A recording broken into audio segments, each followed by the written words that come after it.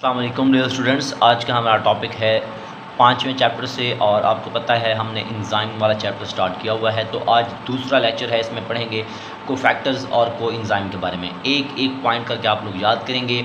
तो सबसे पहले अगर हम बात करें कि हमारे पास कोफैक्टर्स क्या होते हैं। अब कोफैक्टर को पढ़ने से पहले आपको पता होना चाहिए कि जितने भी एंजाइम हैं वो प्रोटीन होते हैं, और वो बायोकेमिकल रिएक्शन को कैटलाइज करते हैं और ख़ुद तब्दील नहीं होते। लेकिन एंजाइम्स तो प्रोटीन हैं, तो एंजाइम को कुछ नॉन प्रोटीन पार्ट की ज़रूरत पड़ती है अपने काम को अच्छे से परफॉर्म करने के लिए। और वो जो नॉन प्रोटीन पार्ट है जो एंजाइम की हेल्प करता है, उस नॉन प्रोटीन पार्ट को हम कोफैक्टर का नाम देते हैं। इसलिए इसको डिफ़ाइन करते हैं, it is a non protein component. ये नॉन प्रोटीन कंपोनेंट है, मतलब ये ऐसा कंपोनेंट है जो प्रोटीन पर मुश्तमिल नहीं है। That are essential for proper functioning of enzyme, जो कि एंजाइम के प्रॉपर फंक्शनिंग के लिए, मुकम्मल काम के लिए बहुत ज़्यादा इंपॉर्टेंट होते हैं। उनको हम क्या कहते हैं? कोफैक्टर्स का नाम देते हैं।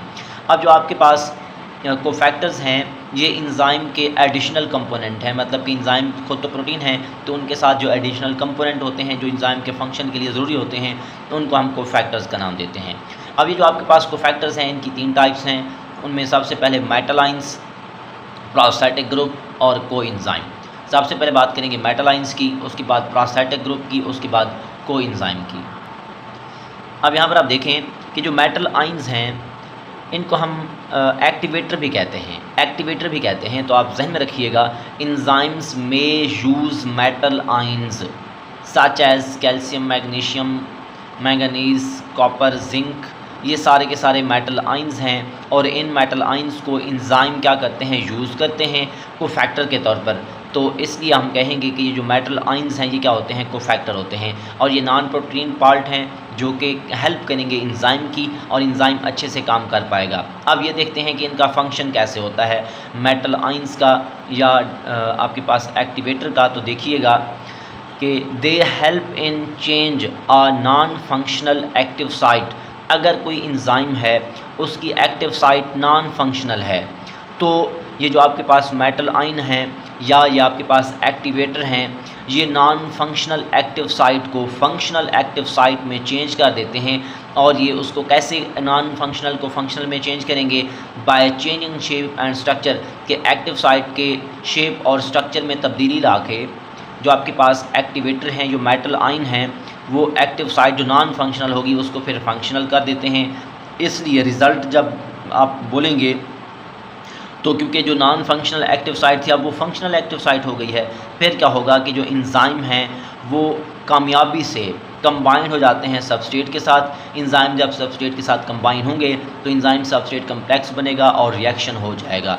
इस तरीके से जो है हम इसको क्या कहते हैं? मेटल आइन कहते हैं। और ये एक्टिवेटर हैं, क्योंकि नॉन फंक्शनल एक्टिव साइट को फंक्शनल एक्टिव साइट में कन्वर्ट कर रहे हैं, इसलिए इनको हम क्या कहते हैं? कोफैक्टर्स, क्योंकि मेटल आइंस भी कोफैक्टर के तौर पर काम करते हैं और ये एक्टिवेटर कहलाते हैं। इसके बाद हम बात करते हैं, नेक्स्ट है आपके पास प्रोस्थेटिक ग्रुप। बहुत ज़्यादा इंपॉर्टेंट शॉर्ट क्वेश्चन, बड़ी दफ़ा पेपर में आ चुका है ये शॉर्ट क्वेश्चन के तौर पर। तो आप देखिएगा कि प्रोस्थेटिक ग्रुप में क्या होगा। जब कोफैक्टर एंजाइम के साथ कोवेलेंट बॉन्ड बनाएगा, मजबूती के साथ जुड़ा हुआ होगा, तब वो प्रोस्थेटिक ग्रुप कहलाएगा। और ये जो आपके पास प्रोस्थेटिक ग्रुप हैं ये ऑर्गेनिक कंपाउंड होते हैं। इनकी एग्जांपल है हिमैटिन। अब हिमैटिन की अगर बात करेंगे, ये जो है आयरन कंटेनिंग कंपाउंड है। ये ऐसा कंपाउंड है जिसके पास आयरन मौजूद होता है, डिराइव्ड फ्रॉम हीम, जिसको कहाँ से निकाला गया है? कहाँ से अख्ज़ किया गया है? हीम से। और जो हीम है ये पिगमेंट है जो कि हीमोग्लोबिन के अंदर मौजूद होता है। अब यहाँ पर आप देखिएगा, it consist of haem group. जो आपके पास हीम है ये हीम ग्रुप पर मुश्तमिल होता है। और जो हीम ग्रुप है उसकी अगर हम बात करें, पोरफायरिन रिंग, ये जो है पोरफायरिन रिंग है, इसकी डीपली स्ट्रक्चर जो है वो हम स्ट्रक्चर ऑफ क्लोरोफिल के अंदर जाकर पढ़ेंगे। तो उसमें सेंटर में जो है यहाँ पर क्या होगा? आयरन होगा। और इसी तरह आपके पास 4 रिंग वाला जो है वो स्ट्रक्चर बनेगा, स्क्वायर शेप स्ट्रक्चर बनेगा, उसको हम पोरफायरिन रिंग कहेंगे। अब ये जो पोरफायरिन रिंग है उसके सेंटर में क्या होता है? आयरन मौजूद होता है। और जहन में रखिएगा कि जो आपके पास आयरन है इसमें फेरिक स्टेट में होता है, F3+ आयन की सूरत में, जिसको हम फेरिक स्टेट कहते हैं। तो ये चीज़ें आप लोगों ने माइंड में रखनी हैं। तो इस चीज़ को हम क्या कहते हैं? प्रोस्थेटिक ग्रुप कहते हैं। अब इसके अलावा है आपके पास कोएंजाइम। अब अगर कोफैक्टर मजबूती से जुड़ा हुआ है, कोवेलेंटली बॉन्डेड है, तब वो प्रोस्थेटिक ग्रुप है। अगर अगर जो है आपके पास कोफैक्टर एंजाइम के साथ जो है वो क्या करता है, लूजली अटैच होता है, तब हम कहते हैं कोएंजाइम। अब आप इसको डिफ़ाइन करते हैं कि स्पेशल टाइप ऑफ कोफैक्टर जो एंजाइम है, ये कोफैक्टर की स्पेशल टाइप हैं। जब कोफैक्टर जो है वो नॉन प्रोटीन पार्ट हो, क्योंकि आपको पता है कोफैक्टर नॉन प्रोटीन पार्ट होगा, और वो एंजाइम के साथ लूजली अटैच हो, तब हम कहते हैं वो कोएंजाइम है। ये जो आपके पास कोएंजाइम है, ये इंतहाई अहम रोल प्ले करते हैं एंजाइम कैटलाइज्ड रिएक्शन के अंदर। मतलब कि ऐसा रिएक्शन जो एंजाइम की मदद से रिएक्शन कैटलाइज हुआ है, उसको हम कहेंगे एंजाइम कैटलाइज्ड रिएक्शन। और एंजाइम कैटलाइज्ड रिएक्शन में कोएंजाइम अहम रोल प्ले करते हैं, ख़ुसूसन जो है ट्रांसफरिंग इलेक्ट्रॉन को ट्रांसफ़र करने वाले रिएक्शन में, या हाइड्रोजन एटम को मतलब अगर ट्रांसफ़र किया जा रहा है एक एंजाइम से दूसरे एंजाइम, मतलब एक एंजाइम से दूसरे एंजाइम में इलेक्ट्रॉन को ट्रांसफ़र करने के लिए या हाइड्रोजन एटम को ट्रांसफ़र करने के लिए जो इलेक्ट्रॉन होते हैं, उसमें ये कोएंजाइम बहुत ज़्यादा अहम रोल प्ले करते हैं। अब इनके एग्जांपल की बात करते हैं। मैनी विटामिन, बहुत सारे विटामिन्स इसकी एग्जांपल में हैं।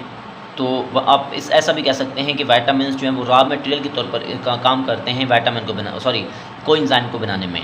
इसी तरह जो विटामिन्स हैं ये एक्ट करेंगे कोएंजाइम के तौर पर। इसी तरह नियासिन और राइबोफ्लेविन भी किस चीज़ के एग्जांपल हैं, कोएंजाइम की। इसी तरह एक और एग्जांपल है आपके पास NAD, जिसको हम कहते हैं निकोटिनामाइड एडेनिन डाइन्यूक्लियोटाइड। और इसको आप देखेंगे one of the most important coenzyme, cell के अंदर बहुत ही इंपॉर्टेंट कोएंजाइम जो है वो NADH है, NAD+ है, और इसको हम निकोटिनामाइड एडेनिन डाइन्यूक्लियोटाइड का नाम देते हैं। ये क्या करता है, it function as hydrogen acceptor, ये हाइड्रोजन को एक्सेप्ट करने का काम करता है। जब ये NAD+ जो है या NAD+, ये हाइड्रोजन एटम को गेन करेगा तो हाइड्रोजन इसके पास आ जाएगा, और क्या होगा कि इट इज़ रेड्यूस्ड, ये फिर रेड्यूस हो जाता है क्योंकि हाइड्रोजन को मतलब हासिल करता है, और ये NADH में कन्वर्ट हो जाता है। अब आप ये देखेंगे कि electron carried bye hydrogen atom, कि जो हाइड्रोजन जिसको इसने रिसीव किया, उस हाइड्रोजन के पास इलेक्ट्रॉन जो होता है उसके पास एनर्जी मौजूद होती है, और यही एनर्जी फिर NADH के अंदर क्या कर दी जाती है, स्टोर कर दी जाती है। इसकी एग्जांपल देखते हैं। फॉर एग्जांपल मिसाल के तौर पर ड्यूरिंग ऑक्सीडेशन ऑफ फूड, जब सेल के अंदर खुराक की ऑक्सीडेशन होती है तो जो एंजाइम होते हैं वो एक्सट्रैक्ट करते हैं, निकाल लेते हैं इलेक्ट्रॉन को फूड के मॉलिक्यूल से।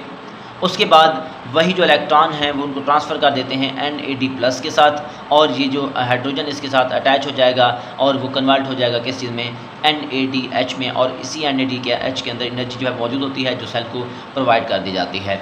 अब हम ये देखते हैं कि आपके पास जो एंजाइम हैं, एंजाइम की बात करते हैं। जो एंजाइम की दो टाइप्स होती हैं, एक को हम कहते हैं होलो एंजाइम, दूसरे को हम कहते हैं सिंपल एंजाइम। अब होलो एंजाइम और सिंपल एंजाइम क्या होते हैं, यहाँ पर आप देखिएगा कि the protein part of enzyme, जो एंजाइम का प्रोटीन पार्ट है वो एपोएंजाइम है, और कंप्लीट एंजाइम और उसके साथ अगर कोफैक्टर होगा, मतलब कि कोफैक्टर साथ होगा फिर वो होलो एंजाइम होगा, अगर कोफैक्टर के बगैर एंजाइम होगा फिर वो क्या होगा, एपोएंजाइम होगा। ये शॉर्ट क्वेश्चन में पूछा जा सकता है। अब आप देखिएगा, एक है होलो एंजाइम, इसको हम कॉन्जुगेटेड भी कहते हैं, और ये आपके पास सिंपल एंजाइम है। सबसे पहले सिंपल एंजाइम की बात करें तो ये जो है डू नॉट नीड कोफैक्टर, इसको कोफैक्टर की ज़रूरत नहीं पड़ती। जैसे कि इसकी एग्जांपल देखें, जैसे कि पेप्सिनोजन है, ये आपके पास HCl की मौजूदगी में कन्वर्ट हो जाता है किस चीज़ में, पेप्सिन में। ये इनएक्टिव होता है, ये एक्टिव होता है। अब होलो एंजाइम की बात करेंगे, इसमें दो पार्ट होते हैं, को हम कहते हैं प्रोटीन पार्ट, दूसरा होता है नॉन प्रोटीन पार्ट। ये जो प्रोटीन पार्ट है वो एपोएंजाइम है, जो नॉन प्रोटीन पार्ट है वो कोफैक्टर है। अब ये जो कोफैक्टर है वो तीन तरह के होते हैं। एक्टिवेटर, जिसको मैंने मेटलाइन का नाम दिया हुआ है पीछे, तो एक्टिवेटर हो गया, प्रोस्थेटिक ग्रुप हो गया, कोएंजाइम, ये सारे के सारे कोफैक्टर हैं। एक्टिवेटर की बात अगर करें तो ये फ्री इनऑर्गेनिक मतलब होते हैं, इनऑर्गेनिक होते हैं और इनऑर्गेनिक आयन होते हैं, और ये डी अटैचेबल होते हैं। इनके एग्जांपल ये हैं। प्रोस्थेटिक ग्रुप जो है ये अटैच होते हैं, इनऑर्गेनिक मतलब ये अटैच होते हैं और इनऑर्गेनिक हैं। और जहन में रखिएगा ये डिटैचेबल, नॉट डिटैचेबल, इनको अलग नहीं किया जा सकता। ये परमानेंटली अटैच होते हैं ये परमानेंट अटैच होते हैं एंजाइम के साथ, जैसे कि साइटोक्रोम ऑक्सीडेज।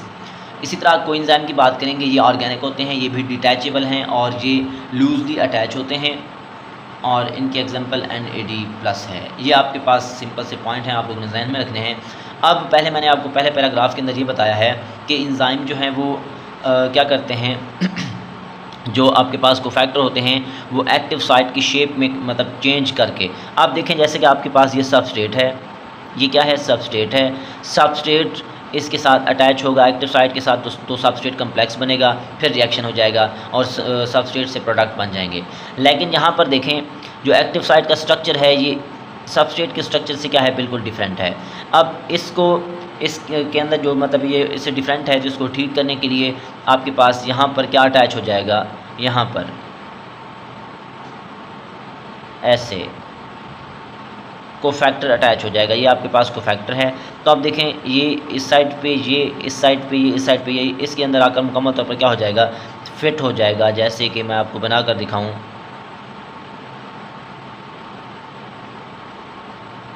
ये अब जो आपके पास ये आपके पास सबस्ट्रेट जो है वो इसके साथ एंजाइम के साथ मिल गया, तो ये एंजाइम और ये सबस्ट्रेट और ये इसको मुकम्मल तौर पर कम्प्लेक्स बोलेंगे। तो एंजाइम सबस्ट्रेट कम्प्लेक्स बनेगा। उसके बाद यहाँ से ये जो आपके पास सबस्ट्रेट था, यहाँ से 2 पार्ट बन जाएंगे, इनको हम प्रोडक्ट का नाम देंगे।